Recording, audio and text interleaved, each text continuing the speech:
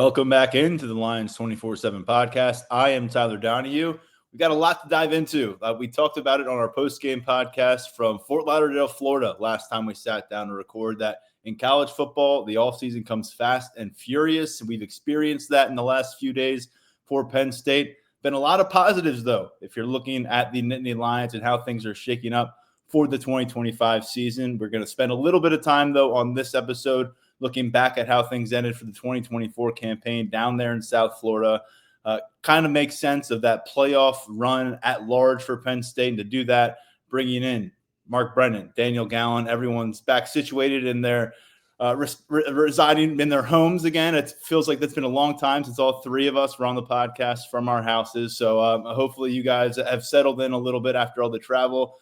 Big tip of the cap to both of you. You were at every single road game this year. I got to join you down at the Orange Bowl. We had hoped to go down to Atlanta. I get to cover one more game. It didn't work out that way. But Mark and Daniel, you both kicked ass in road coverage this year, from Brennan Cam to the pregame notes. So just wanted to take the time to acknowledge that, and especially for Daniel, who had to find different nooks and crannies in whatever campus or city he was located, sometimes at 2 or 3 a.m. to do a post-game podcast with us. So thanks, guys.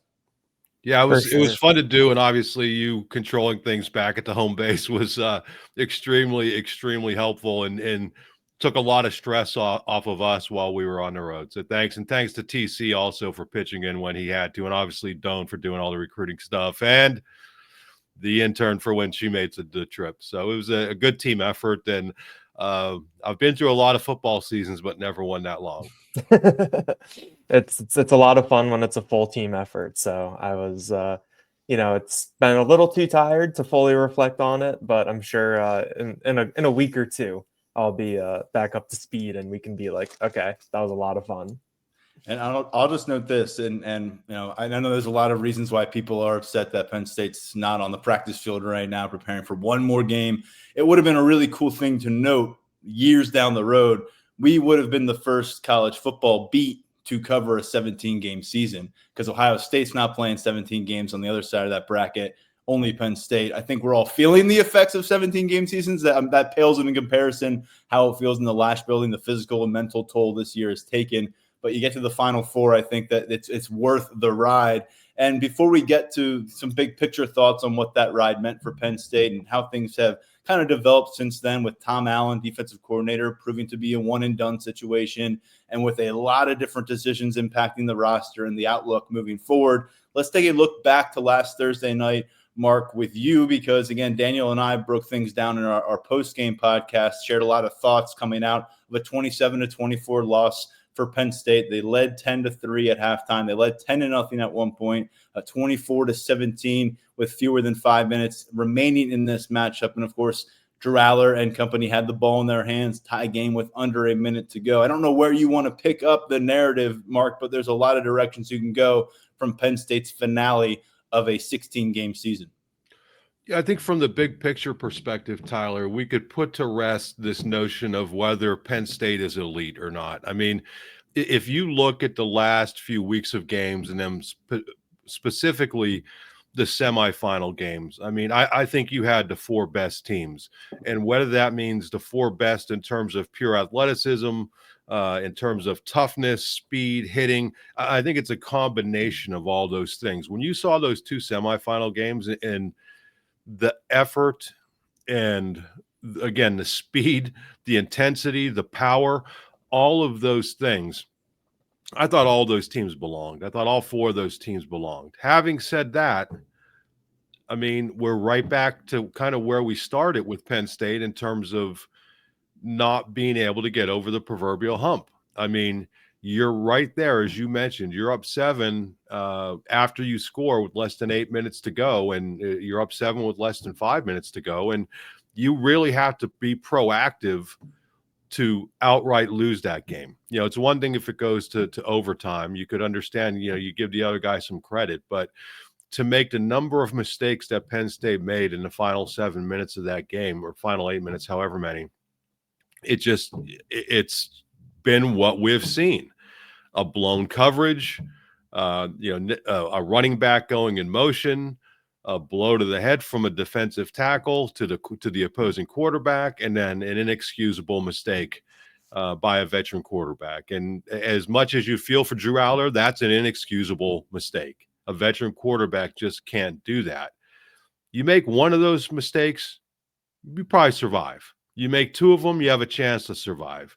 You make four of them, and that's what we've seen from Penn State against these other elite opponents, and they have to get past that. So on one side, James Franklin has put this program in a position where it is ready to compete for national titles. On the other, it's not ready to win them. I mean, in the games Penn State lost this year, and it wasn't the exact same mistakes, but it's that pattern of mistakes in the clutch. Whether it was Ohio State where you get the ball down at the goal line and you don't go to your best player, and then you're counting on your defense to be complimentary and take over.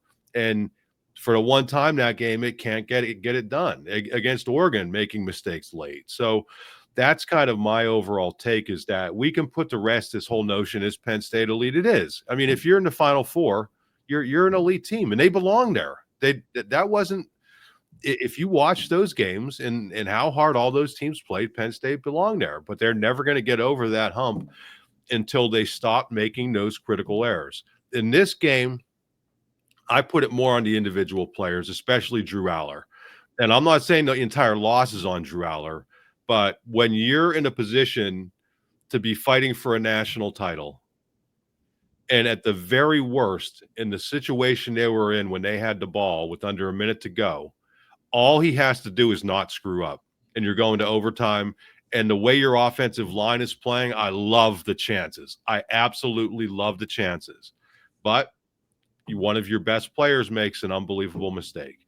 And again, this isn't hanging Drew Aller out to dry, because it's not always been Drew Aller. We've seen it in the past, whether, whatever play caller it is, whatever player it is, whoever it may be. But they have to get to the point where they're ready to do what Notre Dame did. And that's why I was so impressed by Notre Dame, because I don't think that's a better team athlete for athlete than Penn State. But that was a better team when it came to making plays in the clutch. And that was a better team when it came to not making colossal errors in the clutch. The last key mistake they made was obviously the one that led to the Penn State touchdown to go up by 7 points. But from that point on, they did everything that they needed to do. So I know that's a lot to put out there, but I think there are so many ways of looking at this game, and so many people were down on the program and down on Franklin, and I get it, but they're right there.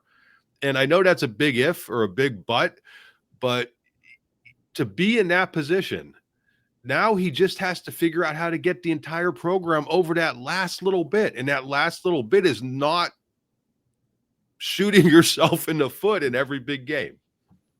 And of course, it's very difficult, Daniel. You spend 12 months all year long building up to try to maximize those moments. And if Drew Aller, manages to throw that ball away or takes a sack, and you live to see a second down, and who knows what happens the rest of the way, people aren't really talking about quote unquote big game James, and they're not bringing, there's a whole different thing that plays out if one guy maybe approaches his job a little bit differently in that moment. And so I think we're going to be continuing to go to Drew Aller and kind of living in that moment a little bit, unfortunately for the rising senior. He talked about returning to this roster before the playoff run began, so we anticipated that. But Daniel, this is going to be an offseason where it felt like for a while the narrative was going to be that Drew Aller was this bubbling up QB1 type prospect that we're going to be talking about at the top of the board next year. Now I think because of what people witnessed take place against Notre Dame, and it wasn't just that final throw, it was as erratic as we've seen Drew Aller over the course of 16 games as a junior. It was shades of what we witnessed when he was probably at his worst as a sophomore in some of those moments. He had some notable missed targets. I'm thinking of a wheel route down the field sideline where you hit a pass that we've seen Drew Aller hit most of the year. Again, the complexion kind of changes. There's just spots here and there where you expect your 5-star quarterback, your 30-game starting quarterback at this point, to be able to deliver in that moment. And so, Daniel, how do you kind of come out now that we've had a few days to kind of read, write about this whole process? I know I had a story up about how the team kind of rallied around Drew Aller in the aftermath of this moment, but it's really going to come down to his shoulder and above the shoulders for the next 8-9 months. And to be honest, the world's not going to be ready to say Drew Aller proved himself until we get into January 2026.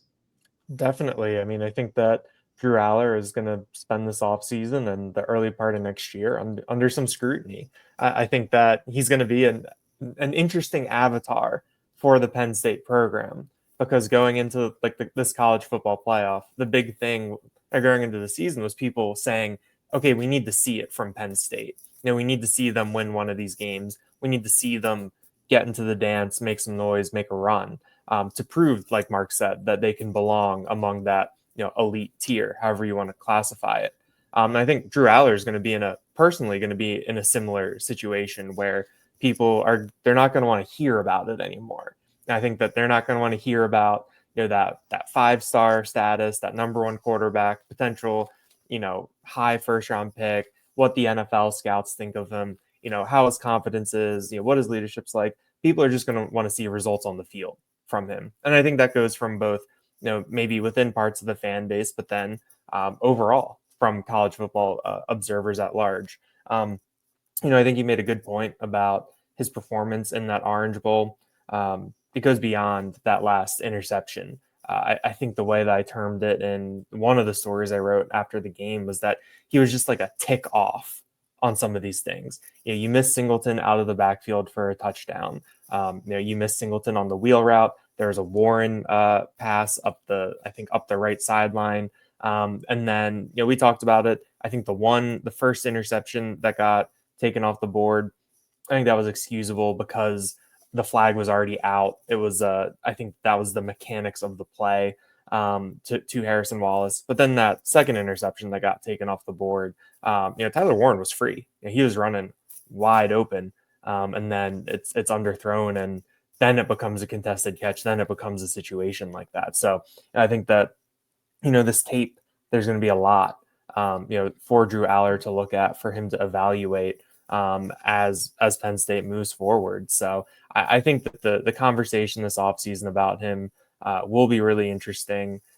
His play during the college football playoff, I think that's going to be something interesting to go back and look at. I think I put together the numbers when we were sitting in the press box after the game, where he was at 71.4% completion percentage through 12 regular season games. And then in the 4 postseason games, he was at, I think, 53.2%. So, something was different. I know that you can talk about different game flow things when you talk about trying to throw your way back into the Oregon game, the conditions for the SMU game. Obviously, there's a lot of factors that go into that. But the consistency over the course of the season, just ticked down just a little bit. And then when you get to a big game like this, where every single movement you make is magnified, every single throw you make is magnified. If you take even the tiniest step back, that can give a program like Notre Dame an opening to get in there. This is where the margins come into play, and you can't really afford to make mistakes. And when you're in a game that close, some of it can come down to who makes a mistake last. And unfortunately for Penn State, it was Drew Aller on that final drive. We're going to remember, how he slammed the door shut on West Virginia early in that opener. We'll remember the comeback at USC into overtime. We'll remember how he kind of withstood the pressure on the road at Minnesota to get them to the finish line. But nationally, when people are glued to their TVs, again, we've talked about this being a common theme.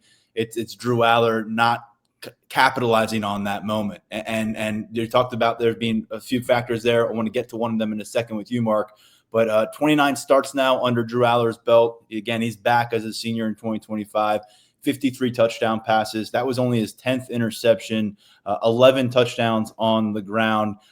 Key quote from him, I think, in the press conference where Daniel was sitting in that front row and had some coverage for us late Thursday night on Lions247.com. He said, quote, "I'm just going to learn from it and move on and take it on the chin right now." But we talked about factors in play, and in the postseason, we wondered what the wide receiver factor would be, and it ultimately proved from a production standpoint to be a non-factor in the national semifinal game.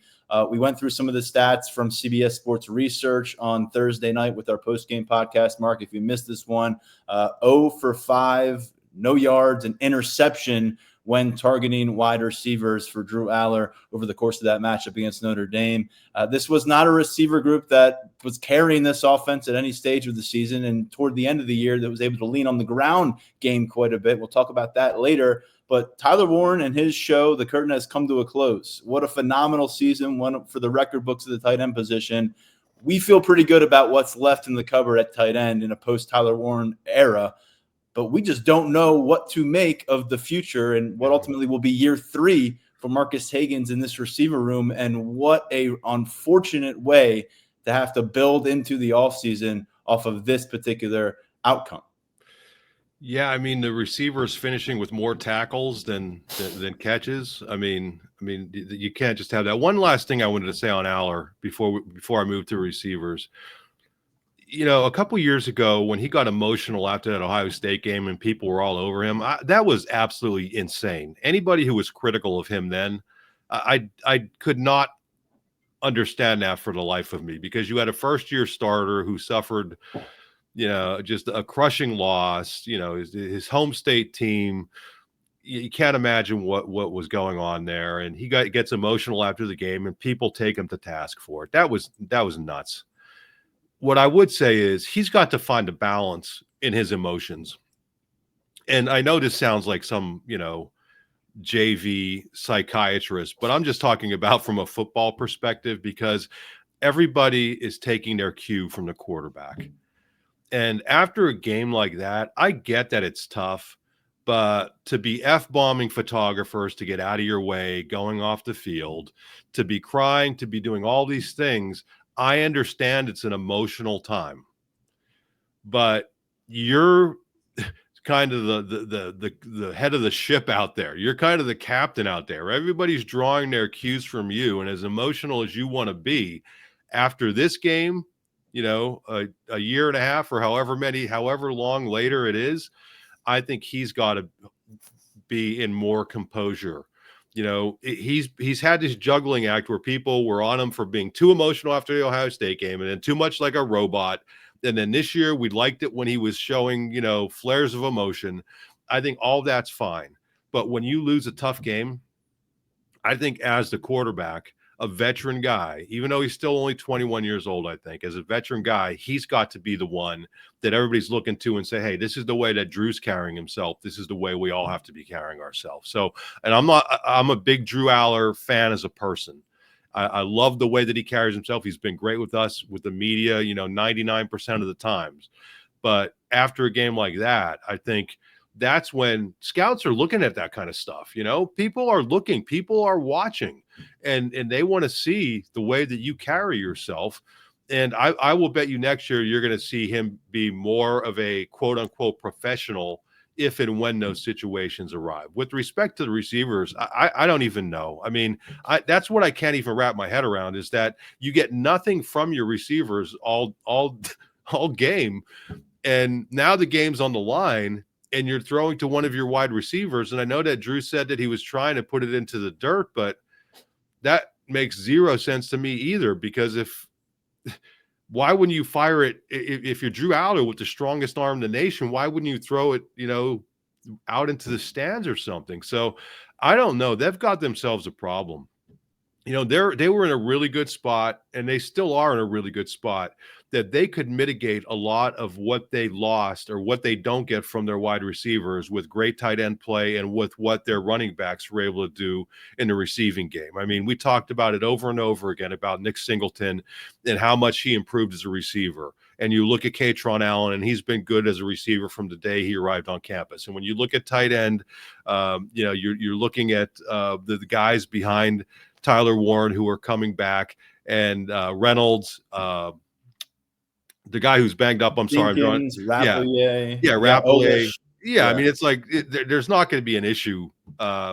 You're not going to replace that apples for apples, but you're going to have more than enough pass catchers in your tight end room. But we saw when you get to the ultimate level, you need at least some functional production from your receivers? And I don't know what the answer is. I just don't. I mean, I thought we talked about it before the year, and I thought Trey Wallace was the kind of receiver who, when healthy, would be able to become that, number one wide receiver one type guy. And we all thought that Amari Evans was going to become more consistent, and we saw flashes from them, but it just never emerged. And I don't know, maybe one of these transfers coming in, but I think that's a situation where if anybody tells you they know how this is going to work out, I don't even think the staff could tell you. I mean, they would try to. They would tell you they have confidence in all these guys, but I don't know how you can. I mean, when we got that note on Slack saying, from CBS saying that was the first non-service academy team this year to not have a single reception by a wide receiver in a game, I mean, that's unbelievable. And for that not only to happen, but when it happened, I mean, I don't know how you wrap your head around it. So, yeah, you could ask me what I think is going to happen there. I have no idea, and I don't think anybody else does. And this is 5 days after the game was 5 days after James Franklin was at the podium here in Happy Valley and really saying, look, people aren't discussing the development of our wide receiver group enough. This is a group that's turning into a strength. And yeah, it's right back to that conversation. And, just a bit of for those who are familiar with the movie, the Groundhog Day vibe for James Franklin, waking up the first day of the offseason, hitting that alarm off and being like, what? Why can't I figure out? And if you're watching on YouTube, you can see what I mouth, but why can't we figure this out? It's got to be disturbing for the head coach. And at this point, you are bringing in transfer receivers. We'll talk about a couple of them later in the week with Tyler Calvaruso breaking down this class in greater detail that they brought in. But yeah, you're not really organically cultivating a lot of guys who are rising up your ranks. You brought in one freshman last year in Carmelo Taylor.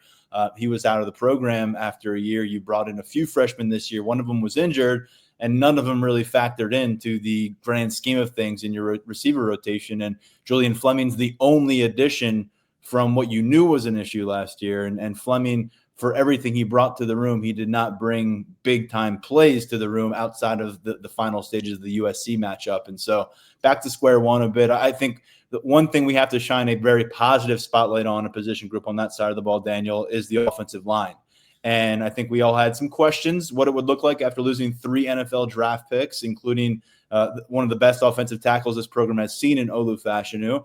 And Phil Trautwein, it felt like, was reaching yet another kind of check mark in his process as a Penn State offensive line coach. And would he take the next step with this unit? Would they take a step backward? And I think we got a pretty resounding answer over the course of these 16 games, especially with how it finished. This is a group that proved it had the depth capable of dealing with a long, arduous season. It had some of the headliners. It had some leadership that was necessary, and it had some budding talent along the way. And so I think you get to 2025 here, and you may only lose Sal Wormley from this mix, the guy who started 50 games about for you. But Phil Trautwein, yet another stepping stone toward him being acknowledged among the best in America at what he does. Definitely. I mean, you talk about where we were in 2021 going into 2022, I think, when you talk about the Penn State offensive line, the job that they've done being able to develop players at the position and using the transfer portal here and there to fill holes with guys like Hunter Norzad and Nolan Rucci. I think they've just really managed that position group really, really well. I think the ability to retain players there so that you have the depth to get through a 16-game season. You lose a starter in Anthony Donka in that Minnesota game, and maybe it took a game or a game and a half for Nolan Rucci to find his legs, but he was playing at a high level once you got into the college football playoff. I mean, that's what you want to see when you talk about trying to endure a long season. And when you looked at how Penn State was playing against Notre Dame, you thought the offensive line really stood out to you and the job that they were doing to open up some of those holes, to keep Drew Aller upright, to just really help with some of those plays. So I think as you go forward, it's a strength for this Penn State offense. They're going to bring a lot of guys back. A lot of guys are going to have the opportunity to step forward. It's going to be an interesting juggling act for Phil Trautwein with the amount of talent he's amassed there and who's going to be ready to take steps forward. What they're going to do in terms of rotations, things like that. It's going to be really fun to follow, this spring and through the offseason in the fall camp. So I think where you are right now, if you're Penn State, you feel really good about this offensive line. We know how offensive line issues can really, really derail a season, derail a team at any level of football. And for you to be at the point where with Phil Trautwein and Frank Leonard, you can set it and forget it a little bit. I think that really speaks to the health of the program and just the overall job that Penn State has done these past couple of years. Running backs have helped put a spotlight on that unit down the stretch in this season, and we'll talk about that pair in just a little while. They'll lead off our conversation on roster maneuvers. But the last thing I wanted to get to, the last name I wanted to get to with you, Mark, since we have not with you since the matchup, and his career is now over at this level, Abdul Carter. Not 100%. I think that was clear, but you could make the case that he was the most impressive player on the field during the course of those 60 minutes between Notre Dame and Penn State. A heavyweight fight. He delivered his blows, a couple tackles for loss, broke up a pass. He was all over the field. What did you ultimately come out of this year, this matchup, feeling about Abdul Carter? You have covered several number 11s. You've covered a lot of really impressive defensive players. He's in that conversation now, and we'll see if it sustains for the next couple months, Mark, but maybe being a number one pick, at least being the number one defensive pick off the board. Can you describe what you witnessed from him in his debut year at defensive end and maybe how it stacks up against some of the individual campaigns you've been able to cover? Yeah, I mean, I think back to that West Virginia game when he really didn't have any stats, right? Didn't he have like one tackle or something? Right. And everyone's like, oh my God, why'd they move him? Why'd they move him? And I actually remember going into the season thinking, it's going to be interesting to see what Tom Allen, the new defensive coordinator, was going to be able to do with this sort of weapon that he obviously never had, given all the time he had to kind of game plan. And it took a game or so, but you could see it. If you were watching that West Virginia game, you could see it, right? I mean, we were there and you can see he was being held on every single play. And he was trying to figure his way through things. And you could see how, even if he wasn't making plays, he was opening things up for other people. And I think the beauty of it is he was held all season long, and all great players are. And he never let it frustrate him. He just kept getting better and better and better and better. He let Franklin complain about the holding, and he just played through it and kept posting great numbers and doing great things. And then I think at the end, guys, for the situation that he was in, whether or not he plays in that Notre Dame game, he's going to be a top 5 pick. And for him to come back and play, I think that tells you what that kid's all about, right? Very soft-spoken. I know he had a lot of fun with the whole Star Wars thing, and I think I still may do this. The intern put together a kind of a TikTok, not TikTok the thing, but a timeline of what all his Star Wars references made. And once we give it a little time to breathe, I should probably come out and so people can see that. But he's such a low-key guy, but is indicating he's going to play, and then he decides to play when I know that game helped him some. But he could have not played in that game and everybody would have completely understood, right?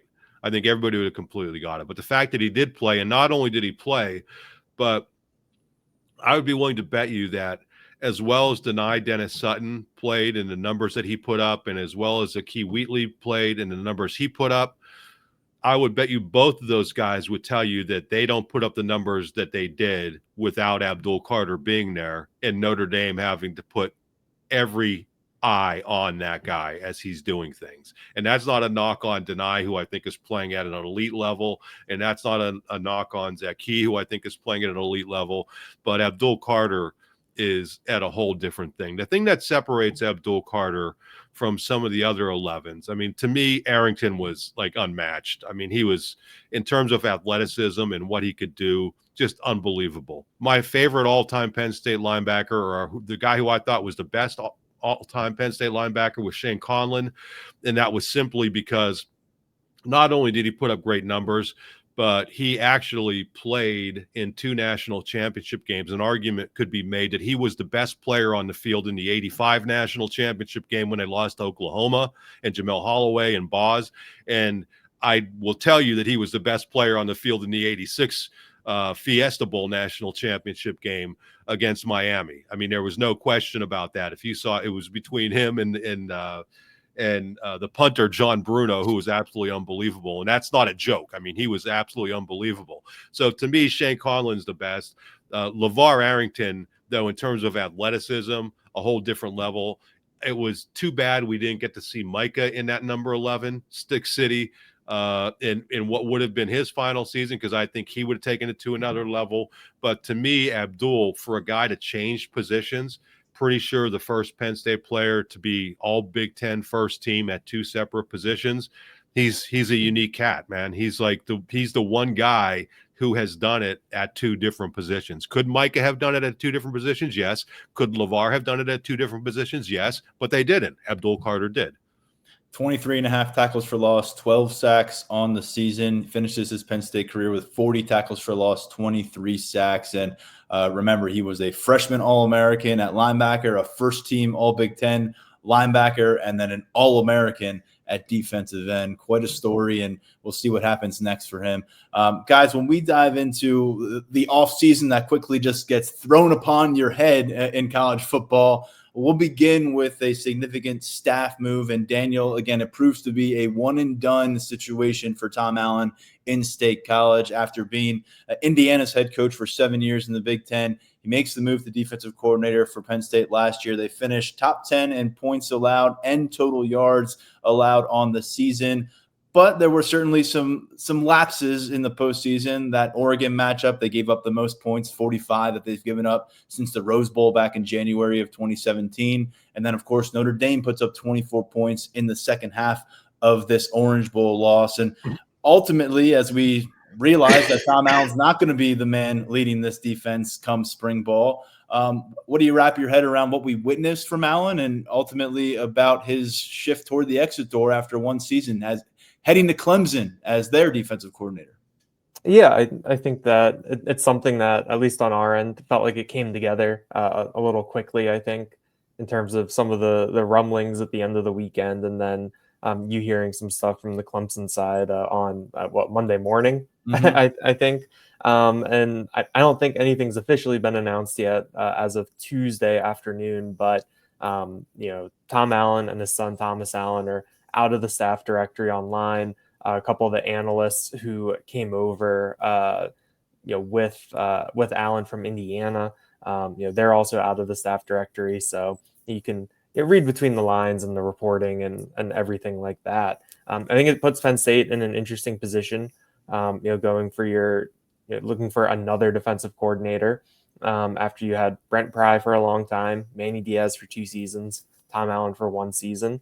But I think that this should be a very, I think, appealing job for, any candidate out there. When you look at how Penn State has recruited on that side of the ball, when you think about the personnel and the success that they have, I think that, if you're out there and you want to prove yourself, you should want to be there. You want this job. So I'm interested to see what it looks like. I do think Tom Allen did a solid job this year. I know there are some growing pains early on when you talk about the move from from the sideline to the booth and changing some of the communication things. But when this defense really got going, it was really at a high level. I know that it wasn't as high of a level as last year under Manny Diaz, but that defense was historically good. It was going to be really, really hard to match that. So we'll see what's next. It wouldn't be, it's an off-season staple to have a coaching search thread fired up on the message board, and it brings out some fun, I think. So I guess we'll see. Who knows how long it'll take. Mark, again, not a huge step back from that elite level where the defense was under Manny Diaz, particularly in 2023. Penn State finished 7th in points allowed over the course of this season, 8th in total yards allowed per game, under 300 yards, under 17 points. But certainly a couple different, when you just talk about, going into the details, diving into the day-to-day, two very different personalities. And I think I'd even extend that back to Brent Pry before Manny Diaz. Manny Diaz, he's kind of the coolest guy in the room vibe. Tom Allen, more of a kind of quirky uncle vibe, I would say to him. I don't really know. I was wondering how you were going to explain that. I'm going to go with that for now. If you guys want to offer something else, that's great. But you wonder, just day to day, the meshing of a staff. Sometimes you can have success without it making sense long term. I just wonder if they got towards the end, and quite frankly, this came together pretty neat and tidy. Didn't seem like a lot of hard feelings on either side of this equation as we kind of gathered some feedback on Monday going into Tuesday. Maybe this was the right option for Penn State and for Tom Allen for this particular year, kind of a bridge year in Tom Allen's career, kind of a bridge year maybe for James Franklin with his staff.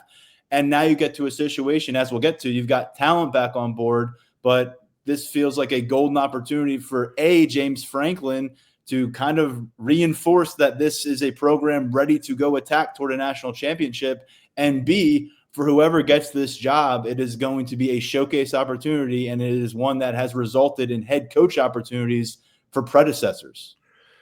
Yeah, listen, I would love to see them give a guy like Terry Smith an opportunity, or Dex. Is that going to happen? I don't know that it's going to happen, but if it doesn't happen, I could tell you that whoever steps into this situation, if Franklin is able to maintain everything else he has there, I think they were able to kind of streamline the whole defensive process this year, which kind of may sound a little weird, but for people who weren't paying very close attention at the beginning of the year, Daniel kind of alluded to this.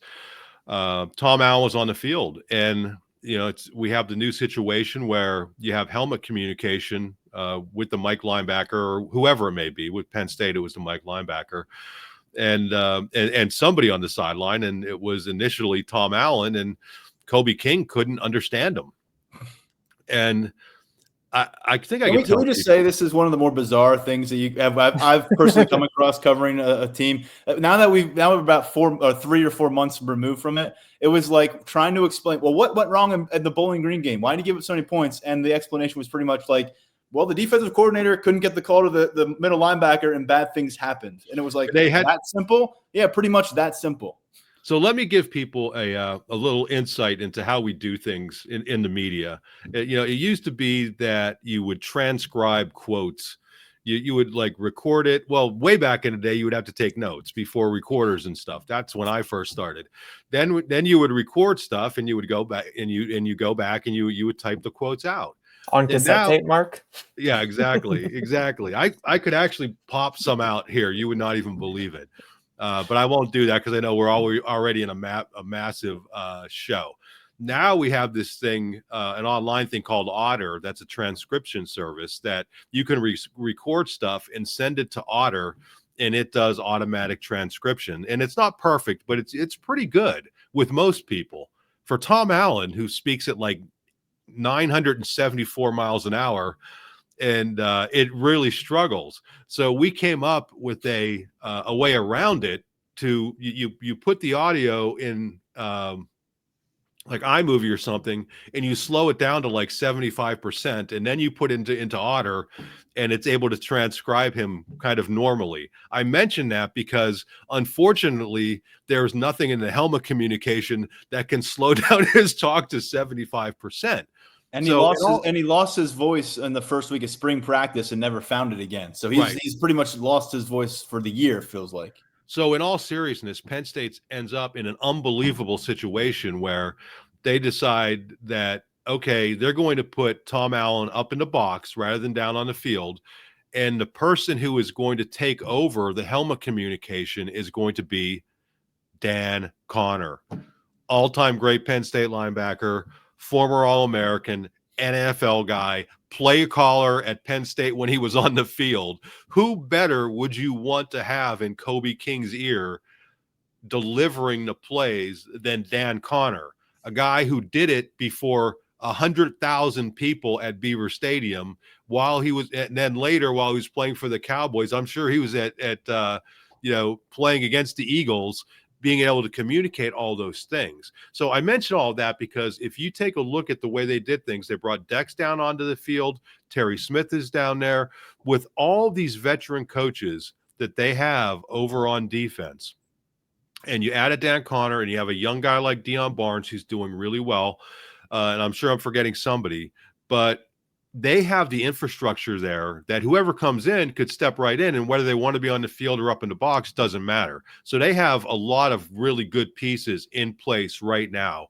And I'm just telling you that when you look at guys like Terry Smith and Anthony Poindexter, to have those guys as part of your staff, if neither one of those guys gets the job, that is absolutely invaluable. And I will tell you this much, that Tom Allen would tell you that Manny Diaz would tell you that Brett Pry would tell you that. So whoever comes in, if those guys are here, and I think they will be, and if they don't get the job, again, I'd love to see one of them get the job. But if they don't, I think they're going to be in a really good position. So I know that was a long way to go, but in all seriousness, the whole communication thing, that's not necessarily an easy thing. And Tom Allen was able to come in as an outsider and fit in, and they figured out a way to make it work. And I think that'll work again, whether it's an outsider, somebody who was here before, or somebody's already here.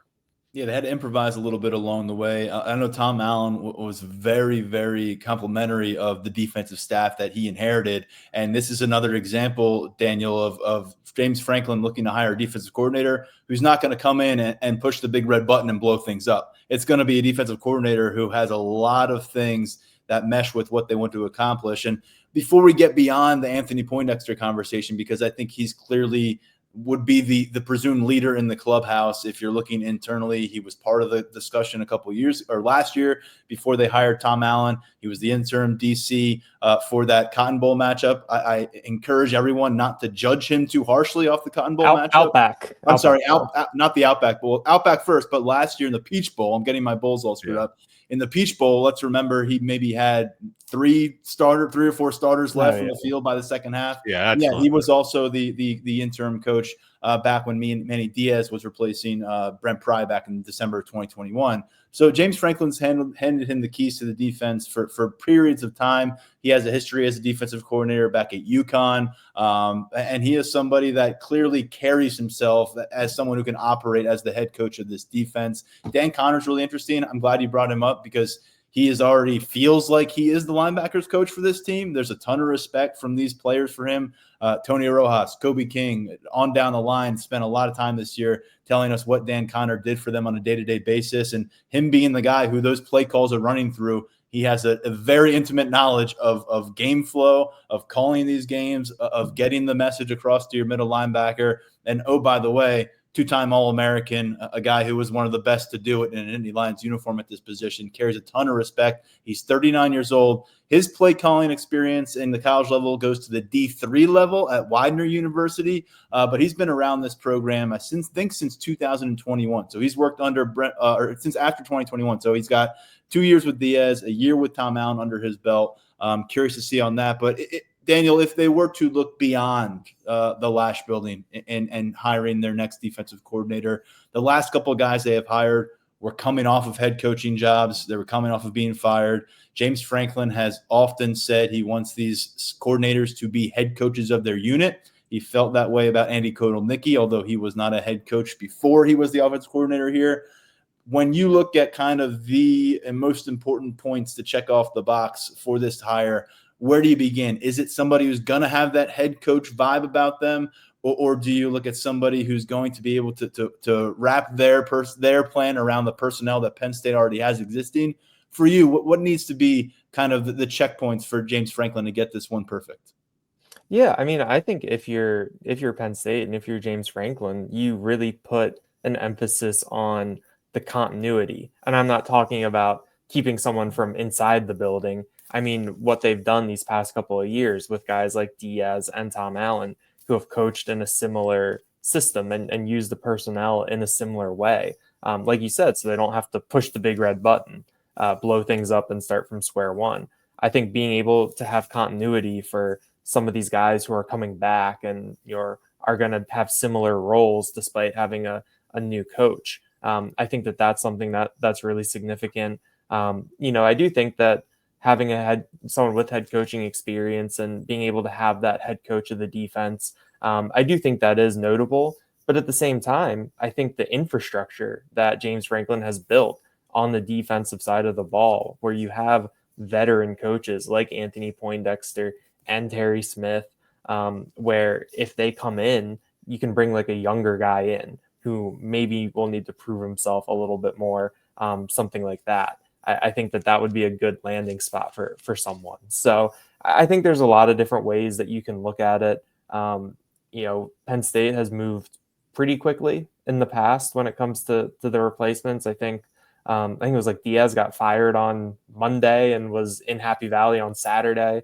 The Tom Allen thing happened really quick last year too, if I'm remembering correctly.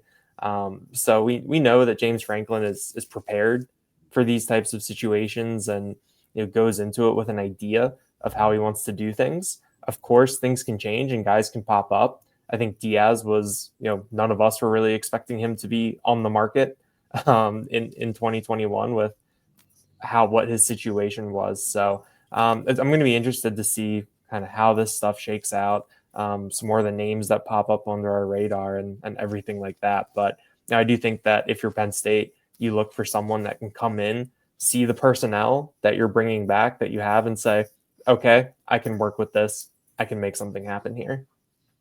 Wrote a list of potential candidates to know over at lions247.com on Monday night. You can go check that one out. A bunch of names out there. Some of those from beyond the building that we spotlighted. Tim Banks, who's been Tennessee's defensive coordinator. He has a history, obviously several seasons working with James Franklin here. Did really well recruiting in his native Michigan, Detroit area. D'Anton Lynn, he's bounced around a little bit lately, UCLA to USC, but he's a former Penn State player, still considered a rising mind in the defensive coaching profession. And then another name I threw on there, just again, thinking head coach history, Pat Fitzgerald, one of the most accomplished linebackers in the Big Ten history, a long history as a head coach here. Been out of football for a couple of years, didn't end well for him there in Illinois, but just a kind of just a mix of names and backgrounds, and also have a Manny Diaz disciple on that list too. It's over at lions247.com. A quick note on Anthony Poindexter. Reporting has indicated that Virginia Tech former Penn State defensive coordinator Brent Pry has been expressing interest in him for their defensive coordinator job as well. He's a guy that, if he were to get through the process here and not get the job, you just wonder, it's been okay for him in the past. He's talked about it openly about not getting the defensive coordinator job here and loving his role as a safeties coach. And I know he's rewarded pretty well financially here. But, you just wonder, you get to different points in your career. Is he okay with that again? And that's part of the decision-making process here that James Franklin is going to have to working through his defensive staff. Guys, let's finish with some player notes as we address the coaching situation. A lot of good news for whoever's coaching this defense and whoever's coaching this team next year, James Franklin on down, because they've got weapons returning. We talked about the fact they're going to have a third-year starter at quarterback back with Drew Aller, all the attention that's going to be on with him. But probably the stunner of the offseason, considering where we kind of were with the topic coming out of the regular season at different points in the playoffs, that they are getting both Katron Allen and Nick Singleton back in the fold in this backfield. Year 4 together. These two have accomplished so much. They're back in for one more run. Daniel, this is so unique, really special circumstances in modern college football. You got to give a lot of credit to Jaywan Sider. I think we have to acknowledge that Penn State and the roster retention has ramped up a notch. It's been a strong suit, but NIL is brewing in the good direction, I think, for them. And you look at some of the results here. But to see Singleton and Allen, after what they accomplished in the playoffs, such a force, and what they've done together through about 45 college football games, what do you think about the stage that's set for them going into 2025? It's huge. I mean, you look at how these guys played during that last month of the season. I know for Singleton, it was the last 2 months of the season. For Allen, it was really that last 4-game stretch. You looked at them, and I've said this before and said it in the press box tongue in cheek, but you could have won a couple games without Drew Aller throwing a pass. The way that those guys are playing, the way including that they the Notre Dame game. Exactly. Sorry, but too soon.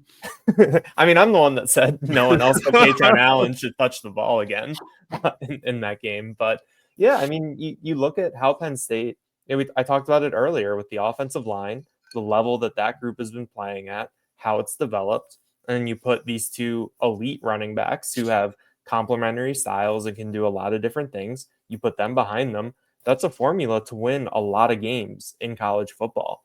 And I think to be able to retain both of those players at that type of position is really, really impressive. I think that those are two guys that are really bought in to how this program has managed them, the job that Jalen Sider and James Franklin have done in terms of keeping them fresh, keeping that professional clock still, or professional window open still, despite maybe having a little bit more work in college than we were all expecting when they got here. I think it's just really, really impressive.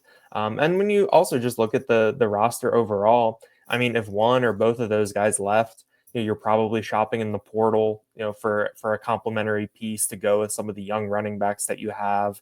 Now you don't have to do that, or it's less of a priority.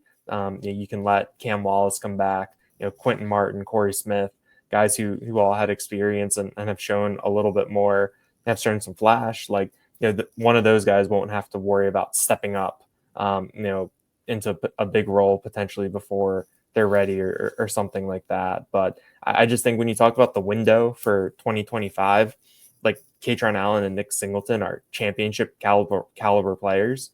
And if you want to win a championship in today's college football playoff, this era, you need to have as many of those guys as possible.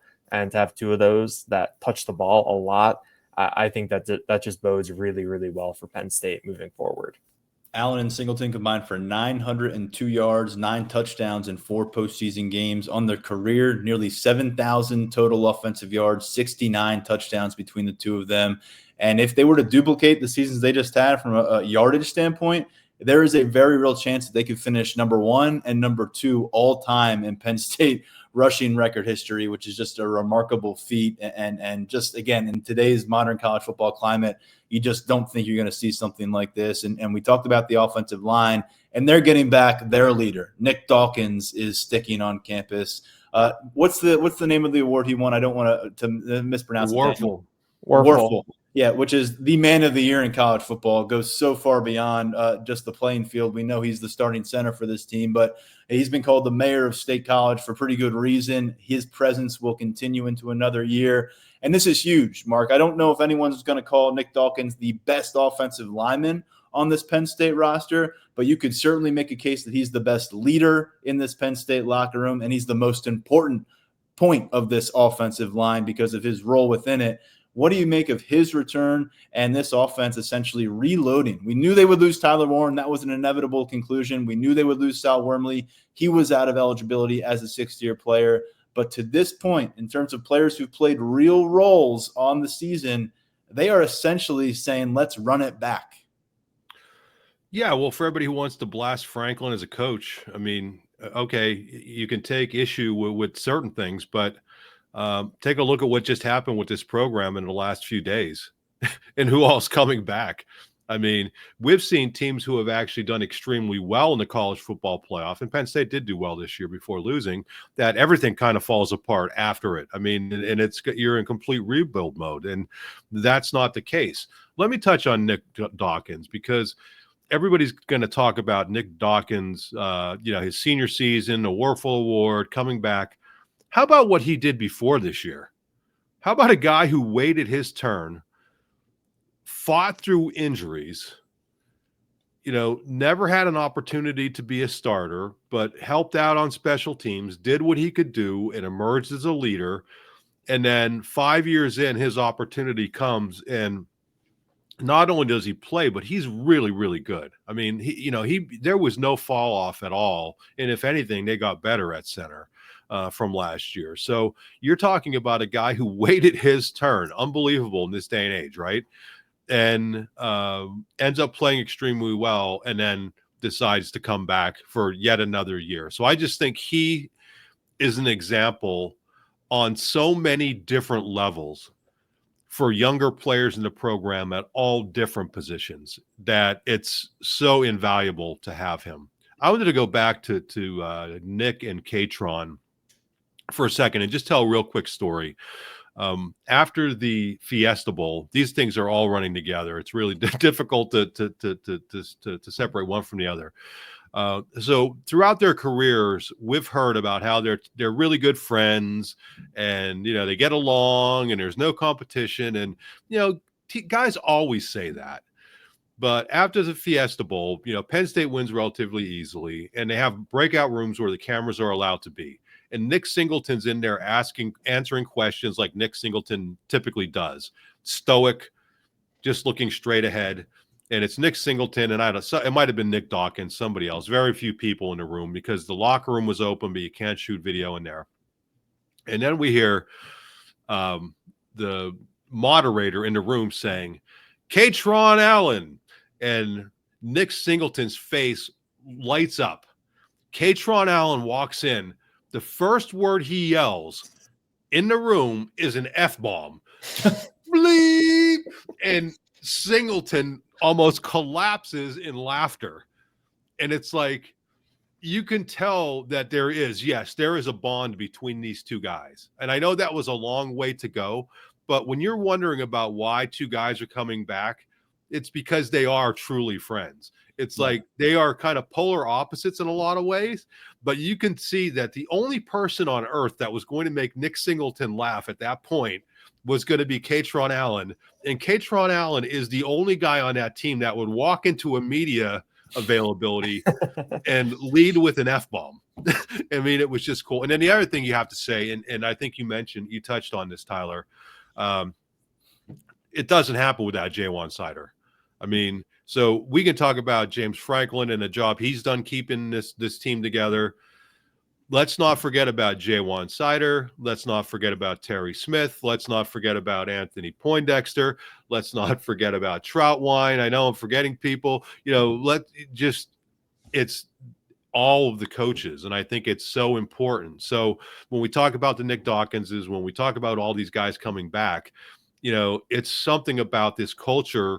And I know it sounds cliche and I know it sounds corny, but Franklin has built a culture here and people are buying into it.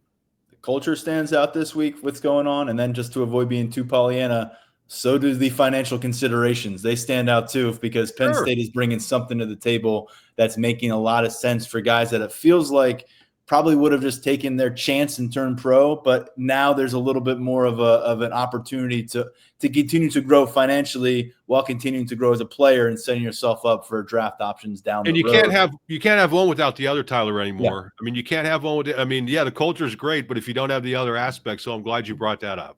And look, we talk about a lot of voices in that room on offense. Drew Aller, the running backs, Nick Dawkins to start with that offensive line group. But when you talk about the defense, they got some really good news from the leadership end as well this week. Recent days, Daniel, we've learned that Zane Durant is coming back at defensive tackle. Denai Dennis Sutton is coming back at defensive end. Both of those guys playing exceptional football in the postseason for Penn State. Probably the best of his career for Denai Dennis Sutton. 6 tackles for loss. 4.5 sacks, a really athletic interception in the Orange Bowl. Zane Durant's had a breakout year really from wire to wire. You'd understand if both those guys said, hey, I'm going to ride this wave into the NFL, take my chances there. They'll be with Deion Barnes in that room again with the Nittany Lions.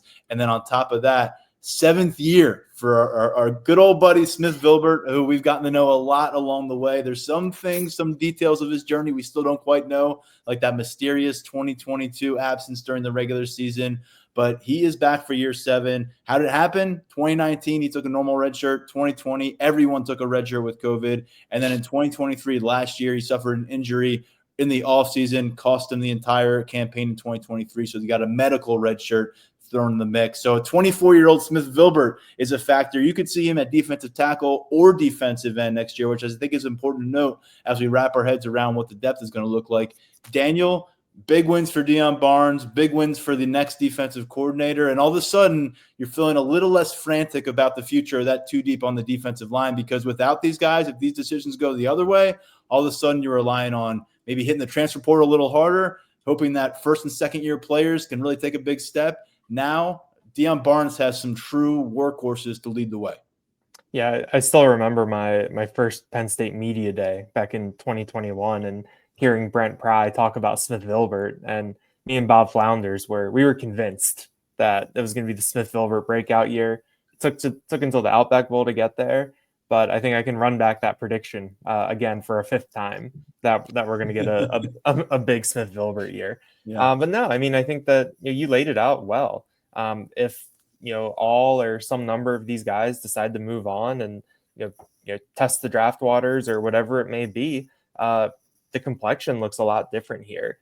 You had so many veterans, especially at that defensive tackle spot with Devon J. Thomas and Keziah Izzard and Hakeem Beamon for half the year. Like, you were really leaning on some guys and some older guys that you knew were going to be gone after this year. And there was a huge, I don't want to say like drop off in terms of talent, but the drop off in terms of experience and age, maturity. When you looked at the top of the depth chart versus the bottom, there's kind of a gulf there.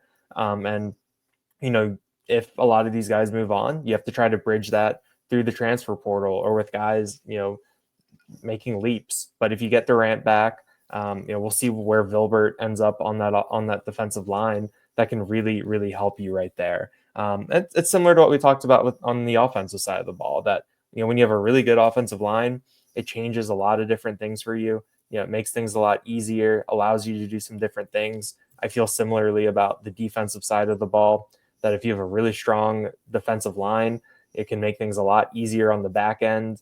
You can really, really alter games in a bunch of different ways. And having Durant back, having Denai Dennis Sutton back, I think that going into the year, automatically, you've got two of the more prominent defenders in the Big Ten, two of the better defensive linemen that are going to have a ton of attention.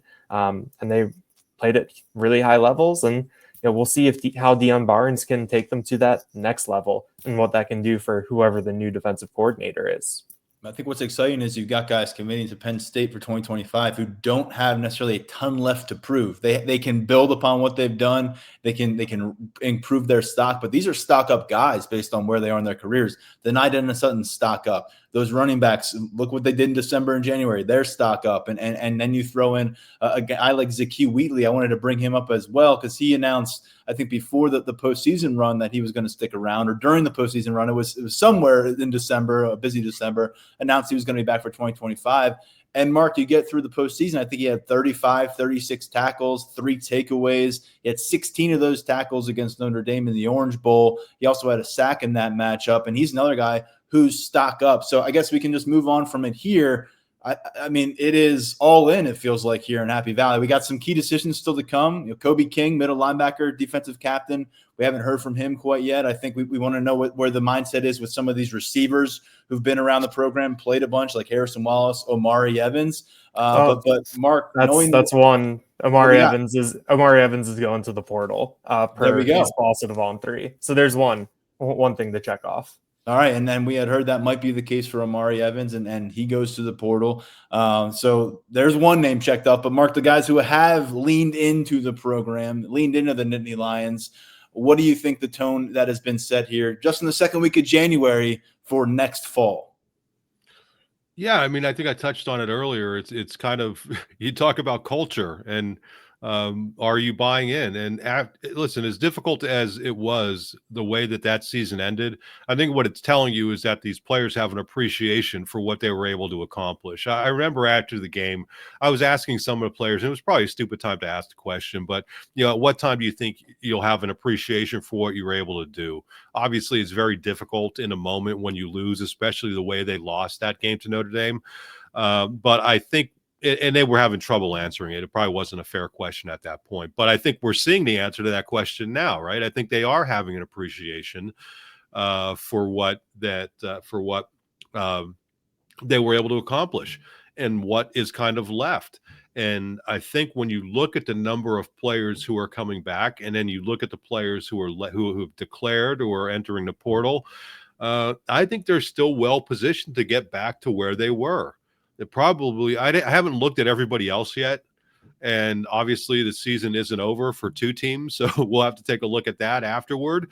But I would be surprised if anybody's going to be much better positioned than Penn State is coming out of the college football playoffs to make a run back to that Final Four than Penn State is. I mean, obviously, Ohio State's going to be in a good spot, and I'm sure Texas is recruiting like crazy. But in terms of the number of veterans and the continuity, which is such a difficult thing to maintain anymore.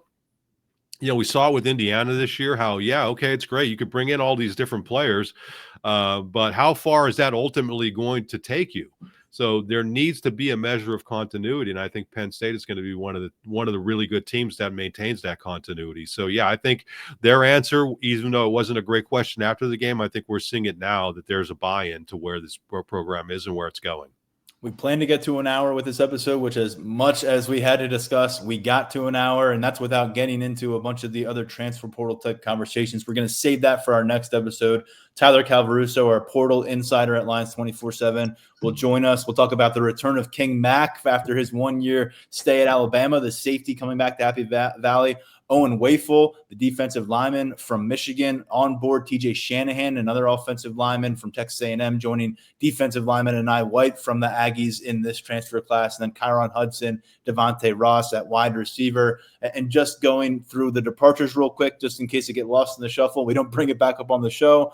You can add Omari Evans' names to the list of Cam Miller, unfortunate ending to his Penn State career with that slip on Notre Dame's late touchdown throw. Tyler Johnson and Micaiah Flowers, who are year 3 wide receivers, part of that 2022 receiver class that just hasn't been able to break through.